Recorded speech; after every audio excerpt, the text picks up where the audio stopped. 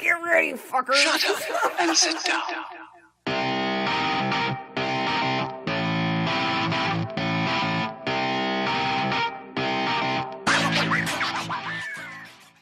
Hi, and welcome to Flesh Lemon. We are the podcast who loves bread more than any other podcast. So I ate 2 cinnamon raisin bagels this morning. Oh, I'm so jealous. I once ate a whole baguette to myself. That's the Which French is- in me. Which is impressive because the void is literally 4 feet tall. I am not. I'm 5'1". Yeah, get it right, okay? Oh, I've been telling people you're 5'2". You're welcome. I tell people that I'm 5'2" because I am just barely 5'2". I'm 5'7" and a quarter. Nice. I'm just 5'7". Okay, hi. I'm Cedar. To my left is the lovely, the beautiful, the slime-covered Kaylee Stam. And to my right is the lovely, the beautiful, the sweaty bread lover, the void. All of those facts were true. None of the words you just said about the void were wrong. Lovely, beautiful, sweaty bread lover. Yeah. Okay. Hold on. Oh, no, you're It's not. a cough. Oh, okay. Very phlegmy. All that bread. Hold up. Eat sushi? Funny now. It's like, thank you, void. Oh my god, Sweaty, flummy bread lover. the poor person that ever tries to kidnap me. You're like a hagfish. You just produce like sweat and mucus, and you just slither out of your hands. You just like, Honestly, you'll just like run away, and they'll just be so in like horror and shock that they won't chase after you because they'll be like, they're just sweaty and covered in mucus. I'm just imagining your kidnapper being like, so moist. Towels, give me the towels! Oh, yeah. Oh god. Okay, so for those of you who don't know, you just figured out what this podcast is about. If this is your first episode, I'm so sorry. Every week, or every 2 weeks, we all get together. We bring something weird from the internet to the studio in my house. Yeah, so we're just gonna play a game called Which Weirdo Wins, and after this we're gonna go get Indian food, so let's get this done! Woo! Alright, void's up. Indian food. Alright. Are you all prepared for this? No. I hope so. I don't think you I are. have my big girl panties on. Okay, that's good. You keep them on. Please keep them on. Just a warning. If you're easily broken down mentally, physically, emotionally, I have to leave. All of these things. you may want to skip ahead. I'm- Because everything you know is a freaking lie. Reality as you know it will crumble before your very eyes. Alright, cool. Because we are living in a simulation.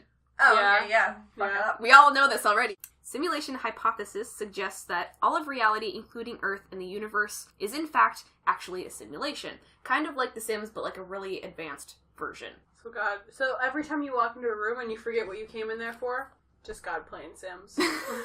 Pretty much. It's like, oh, you're gonna clean the dishes? No, you weren't. Go talk to that person out there.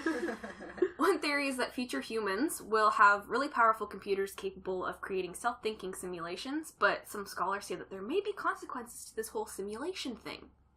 Duh.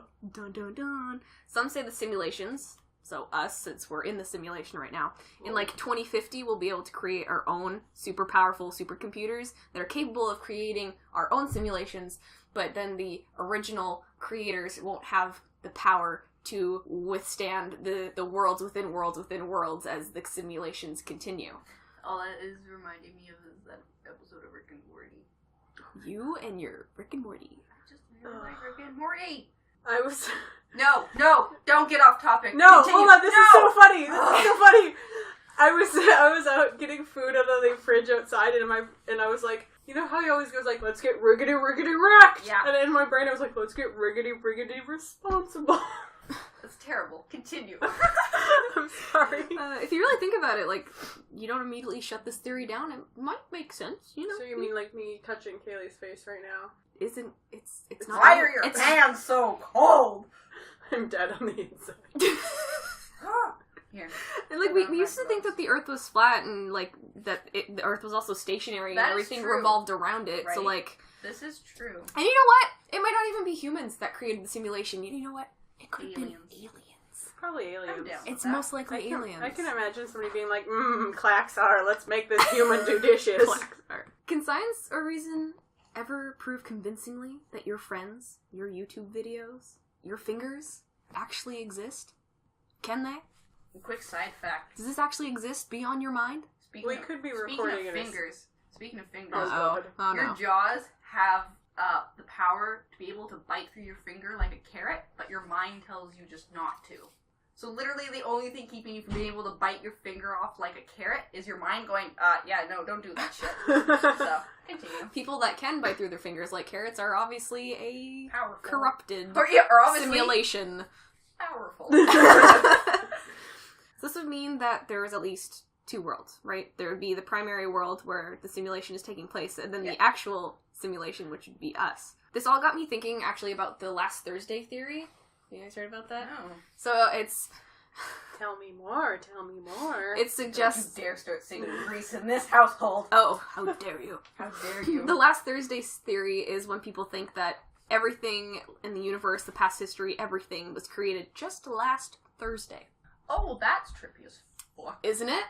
All of your memories, everything was created just last Thursday. Last Thursday I Or watched Pan's whatever day, Labyrinth in class. Maybe the simulation that we're living in right now was just created last Thursday. Maybe it was made by dogs. So maybe the last Thursday theory and the simulation like coincide. Shit, man. We're not real. Nothing is real. I also don't believe in this theory. Okay. Well, I mean, if Keanu Reeves had a good reason to wear that leather duster and do backflips, then I'll believe in it. How do you know this simulation wasn't made by giant fat cat creatures? We don't. That's like, damn. Is that our god? Is a fat cat just like lazily like, no. Oh my god. Okay, so you would think it's this higher being, but in reality, it's a fat cat sitting on the higher being's laptop, and everything that's ever happened in the universe is because the cat just like keeps stepping on the wrong keys. And like this higher being is just like, stop it, and the cat just like sits, puts his like butthole on the space bar, and like all of our history happened because of the cat's butthole. I will follow this religion. I just love the idea that God is like, Mr. Squiggles, get off my laptop! Mr. Squiggles is like, meow, meow, meow, meow, meow, meow, meow, meow, meow. Alright, continue on from who goes next. You You choose. Cedar. We'll go Cedar. Alright. You guys know my scoop book? I'd like to say right now that this story came from a YouTuber called Ask Mortician. Her name is Caitlin. Oh. She's amazing and I love her. 1863. Padova, Italy. One dreary grey morning, a young seamstress throws herself into the frigid waters of a river that ran behind a hospital. Her name has been lost, but we do know that she was 18 and committed suicide because of amorous delusions. The chair of anatomical pathology at the local university, his name was Lodovico Brunetti. Let's call him Brunetti. Bill. Okay, so Bill. Bill Brunetti. So this guy, I'd just like to say that as a dweller on the human earth, if I ever come in contact with this man in this life or the next, he's far dead, so probably the next, I'm gonna look him in the eye and be like, you, sir, need to go fuck yourself. Alright, cool. So this guy Brunetti has been looking for fresh corpses Uh-oh. to do experiments on. No. So he hears that a young teenage girl has killed herself, and he's like, yo, bring me that sweet teenage girl corpse. No. And he decides to use it to try a new preservation technique. No. I don't like where this is going at all. And literally in my notes it says, in short, fucked up things proceed. Oh. Yep. First, Brunetti makes a plaster cast of the girl's face and shoulders, so a bust. Oh. Then he cuts the skin away from her face and neck and peels it off of the corpse. But like, why? Nope. You gonna make some jerky? Pretty fucking much. Ew. Sorry. Ooh. So- Fruit leather. Yeah. No. He cuts it away from her face and neck, peels it off the corpse, careful to keep her flowing golden hair intact. Got good priorities. True. And then he treats the skin with a scouring of sulfic acid ether and his own tannic acid formula. Making jerky. Making fucking human jerky. That's gross. Eat gross. So, this preserves the skin, and when it's completely dried, he laid it over the plaster bust, reproducing the girl's features by using a cast of her own face with the skin on it. So he put the skin over the bust. The void's fixed right now. It's like, I what? think my eye just twitched. He completed the bust with her hair, placing it back on the body, and 2 glass eyes. Okay. But Brunetti wasn't fucking done there. That was not the stopping point for this fucked up dude. The girl's skin had been sliced open on her face by the hooks used to pull her body from the river. Your eyes just did the thing. Every time I hear something disturbing, my eye just twitches. So he took some creative liberties with these gashes he could not hide. No, I don't like that wording. That wording is not good wording when you're talking about dead corpses. Creative liberties? Placing branches in front of her bust, he preserved snakes in the same way he preserved her skin. Wrapping them around the branches, he mounted them as if they were eating her face. This would be like a really cool sculpture if it wasn't a human being. Yeah. This would be a really cool sculpture if it wasn't made out of flesh. Human skin. Sorry. Then he used red candle wax as blood, to make it look like she was crying out of her eyes and the wounds on her face. Okay, this would be a really cool sculpture. I feel like you're gonna make the sculpture now. Yeah. And then he decided to call it the punished suicide as a representation to what happened to this girl when she went to hell for killing herself. It gets worse. How does it get worse? Once completed, he showed her parents, and they were thrilled. What? Yup! The 18th century was just, like, full of fucked up people. No wonder we had plagues. Like, just, we needed to the vetting process needed to happen. I'm really So- glad that everybody in the 18th century just died of syphilis. Yeah. Yeah. So he showed her parents and a whole bunch of other people that knew her, and they were super happy because it looked exactly like her, and he nailed those features by stretching her dead skin over a plaster bust. I hate this Did the parents want this to happen to her? Or was this guy just like, oh, a dead body, I'm going to... Pretty much. This was, like, Make a sculpture. non-consensual. He was like, oh, corpse in the hospital? That's mine. Yoink. Like, so then, Oh, wow. 4 years later, Wow. he took her to the Universal Expo in Paris. Don't tell me she's still there. And the folks loved it. Instead of, walking up to a dead-skinned girl and being like, oh God, what the fuck? They were like, oh my God, it's beautiful. This is a beautiful articulation of hell and art meeting science. I hate 18th century folks. Yep. So Fucking much. hoop skirts and death, man. I just... Like, they're so morbid. Which And I feel like is really fucking ironic coming from me, because I'm a morbid person. But, like, holy shit. So, because people loved it so much, he won the grand prize for arts and professions. No. And she is still on display No. in the No. Morgagini.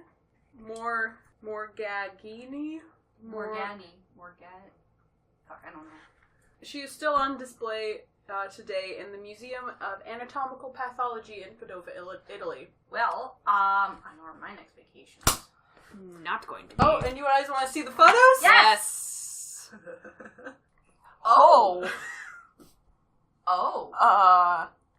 that is no. not what I pictured. That's it to look like. demonic. Oh, that's terrifying. Supposed to be hell. Oh, that's terrifying. Yep. And I'm just shocked that people looked at this and was like, I love it! It's so great! I feel like It's not scary at I all! feel like everybody was lying. The entire time everyone was lying. They're just like, you can't tell him that it's weird because he'll do that to us. We're like, Bill just comes up like, do you like it? And everyone's like, yes, Bill, it's great! And then there's, like, zoom-ins of her, like, Oh. nose and... Fuck. I mean, the snakes would have been cool to preserve to do something, but, like, Oh. not a person. I mean, I feel even worse that nobody knows her name. Right? Oh my gosh. And, like, I assume after he showed her parents, they consented to him, like, taking this to do things, but... Right. There she is in her box in the museum. Oh. Okay, Kaylee, lighten the mood. Fuck that. Yeah, okay, I guess mine kind of lightens the mood. It's not that. I did mine on spontaneous human combustion. Nice! Yeah! Let's burn this shit down! It's lit! Okay. So, as you know, spontaneous human combustion occurs when an object, in this case, humans, bursts into flames from a chemical... Spontaneously. That's it. That's a line. Burst into flame from a chemical reaction within, apparently without being ignited by an external heat source. When I look for a man, I want him to be spontaneously combusting. Yeah. No, Okay, I think so the that... first known account of spontaneous human combustion came from the Danish anatomist Thomas Bartholin in 1663, who described how a woman in Paris went up in ashes and smoke while she was sleeping. The straw mattress, so a straw mattress, was completely unmarred by the fire. What? Yeah. It's straw. It catches fire. I know, That's straw how barn fires It's start. super dry. You know what I'm talking I about. know, it's itchy. It's itchy as fuck. But yeah, so it was completely, like, unmarred by the fire, which is, like, ridiculous, right? So then in 1673, a Frenchman named Jonas Dupont published a collection of spontaneous combustion cases in his work, Here, you're French. don't put this pressure on me. Well, you'll pronounce it a bit better than I can. Are you talking about this big long word? Yeah. De incudis corporis humani spontanesis. Thank you. Righty. Okay, so there is a pattern to spontaneous human combustion. Victim is almost always consumed, usually inside or her home, and then coroners at the scene have sometimes noted a sweet, smoky smell in the room where the incident occurred. Like your roasted So sausages. this is a pattern. So they are always completely consumed by the fire in their house, and there's always a smell, like a sweet... And it's always inside Yeah. the home. Mm-hmm. So what makes charred bodies in the photos of spontaneous human combustion so peculiar is that the extremities often remain intact. Although the torso and head are charred beyond recognitions, the hands, feet, and or part of the legs may be unburned. What the frick? So the torso and the head are almost always the parts of the body that are completely burned away. So But I the guess it hands, must- feet, and legs are just like, no. So I guess it must start from, like, your chest. Right? Also, the room around the person shows little or no signs of a fire aside from a greasy residue Ew. that is sometimes left on furniture and walls. In rare cases, the internal organs of a victim remain untouched. Doggos. Well, the outside of the body is charred. Their organs? Their organs, in rare cases, their organs are completely untouched. So they're just, It's like visceral organs, but the outside their is charred. skin. Just like, Yeah. what? I know! Not all spontaneous human combustion victims simply burst into flames. Some develop strange burns on their body, which have no obvious sources, or emanate smoke from their body when no fire is present. So is it like a slow burn where they're just like, I guess. or is it like literally it's just like whoosh engulfed in flames and you're like, And not every person who is caught on fire has died. A small percentage of people who have actually survived what has been called their spontaneous combustion. So some people have spontaneously combusted flames, they're like, ha, I'm good. I'm just gonna say this right now.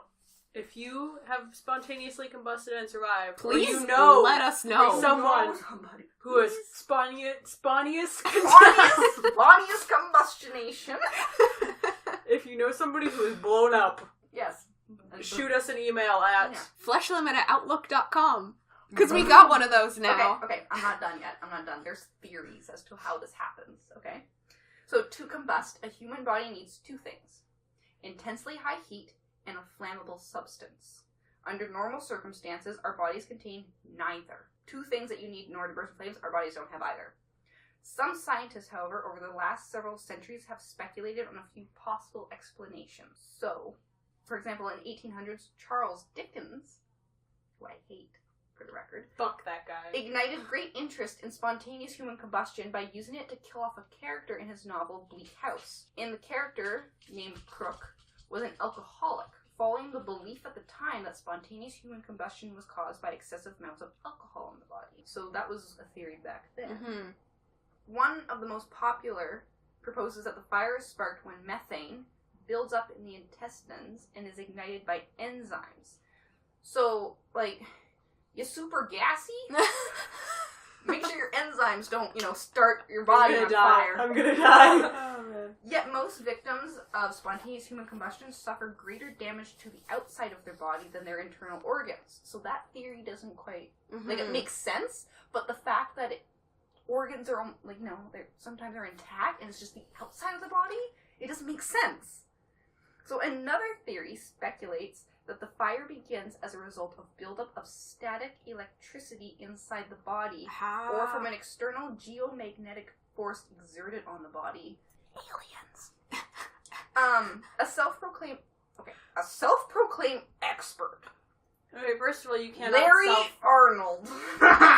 Mr. Arnold, you cannot self-proclaim. He suggests that the phenomenon is the work of a new subatomic particle called a pyroton, which he says interacts with cells to create a mini explosion, but no scientific evidence proves the existence of this particle. I'm sorry, Larry Arnold. Larry, is full of shit. Yes. He's a doctorate in bullshitting. Dr. Bullshit Larry. Yeah. Okay, a possible explanation is the wick effect, which proposes that the body, when lit by a cigarette, smoldering ember, or other heat source, acts like an inside-out candle. So, to explain this, a candle is composed of a wick on the inside surrounded by wax made of flammable fatty acids. The wax ignites the wick and keeps it burning. In the human body, the body fat acts as flammable substance, and the victim's clothing or hair acts as the wick. As the fat melts from the heat, it soaks into the clothing and acts like a wax-like substance to keep the wick burning slowly, hence the sticky residue that's found on walls and floors. Scientists say that this is why victims' bodies are destroyed, yet their surroundings are barely burned. And what about the images of a burned body with feet or hands left intact? Answer to that question may have something to do with the temperature gradient. The idea that the top of a seated person is hotter than the bottom. This is basically the same phenomenon that occurs when you hold a match with a flame at the bottom, right? Yeah. The flame will often go out without provocation because the bottom of the match is cooler than the top. And then, so the greasy stains left on walls and ceilings is the fatty tissue being burned. No one has ever conclusively proven or disproven the truth of spontaneous human combustion, but most scientists say that there are more likely explanations for the charred remains. Many of the so-called victims of spontaneous human combustion were smokers, who were later discovered to have died by falling asleep with a lit cigarette, cigar, or pipe. A number of them were believed to have been under the influence of alcohol or to have suffered from a movement-restricting disease that prevented them from moving quickly enough to escape the fire. So the takeaway here is don't drink and don't smoke. Yeah. Don't do drugs, Another kids. possibility is that some of the fires and strange states of the victims' bodies were the result of a criminal act or subsequent cover-up. Yeah. So there's a lot of skepticism, but there are interesting theories. Aliens. Aliens. I also really like the wick theory. That makes a lot of sense. Also, there's like a supervillain out there that's just like, oh, I don't like you, so I'm just gonna make you spontaneously combust. Or he's like, stop smoking! And lights people on fire. Yeah. And then I have a couple stories of spontaneous combustion. Yep, bring it. In 1951, a 67-year-old widow named Mary Reeser was at home in St. Petersburg, Florida. On the morning of July 2nd, a neighbor discovered that Mary's front door was hot. When she broke into the apartment with the help of two workmen, they found Mary in an easy chair with a black circle around her. Her head had been burned down to the size of a teacup. The only other parts of her that remained were part of her backbone and part of her left foot. Do you know how big a head is and how small a teacup is? Yeah. Other than Mary's charred remains, there was very little evidence of fire in her apartment. A forensic pathologist, Dr. Wilton Krogman, which is an amazing last name, Thank you, Mr. Krogman, for your said honor of the help. incident, "It's the most amazing thing I have ever seen. As I review it, the short hairs on my neck bristle with vague fear. Were I living in the Middle Ages, I'd mutter something about black magic." But the police report cited a far less supernatural explanation for the cause, a dropped cigarette which ignited Mrs. Reeser's highly flammable rayon acetate nightgown. But that doesn't... But it doesn't explain for the fact that her apartment was still, like, a lit cigarette. I don't understand why the heads shrink, though, because that's, like, bone. Mm-hmm. You don't shrink bone. Right? Or can you? Oh. Everything I know is a lie. Because we're living in a simulation. Yeah. And I think I have another article. Yeah. Okay. Jack Angel, who had been hospitalized with severe burns, brought a court case against the manufacturer of his hot water heater for $3 million. He said that he went to check the malfunctioning heater and it blew up and scalded him. However, a doctor noted that his body had been burned from the inside out, not the outside in. Shortly afterward, he changed his story and said he fell asleep only to wake up with terrible burns all over his body, and tried to sell his story as a survivor of spontaneous human combustion. Oh. Yeah. Fuck that guy. This one is a witnessed case. Oh. There is only one case of human combustion for which there is a witness. A mentally disabled woman lived with her father, who cared for her.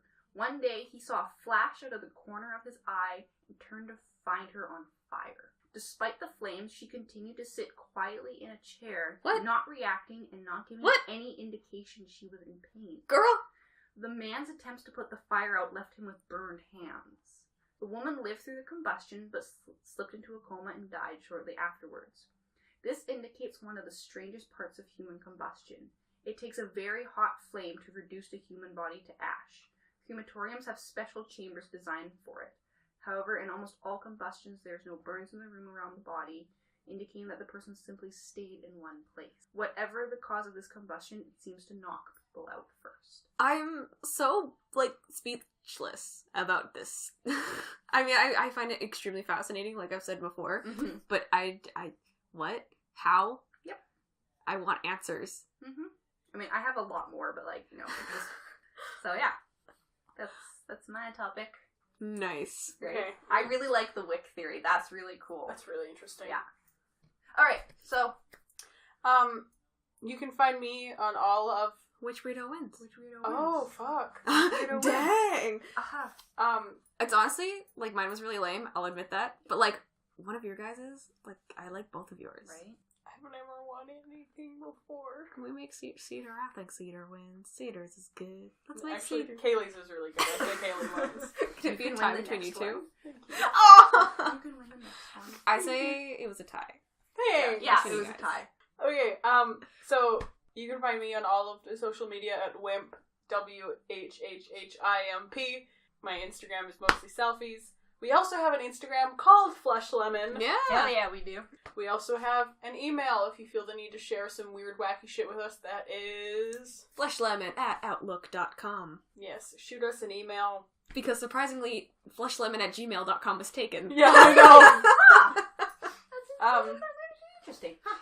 Yeah, so shoot us an email about some weird, wacky shit that you want us to talk about, or you think we should know about, or even just tell us a nice story. Tell us what you had for lunch. Or tell us how bad we're doing. Yeah, just give us pointers, because we Please. fucking suck at this. We don't know Yes. what we're doing. No, we don't. So, farewell, good night, good morning, have a wonderful lunch, dinner, breakfast, and we will talk to you guys next week. Bye! Bye!